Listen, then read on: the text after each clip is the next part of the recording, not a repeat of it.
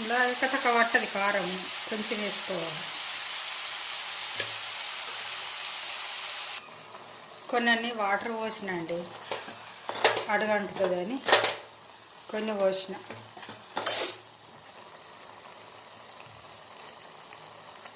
అప్పుడు కొంచెం వేసుకున్నాం కదా ఉప్పు, మళ్ళీ కొంచెం వేసుకుంటున్నాం.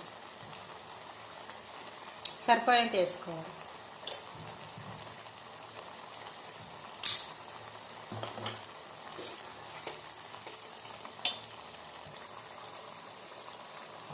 కొత్తిమీర పొడి.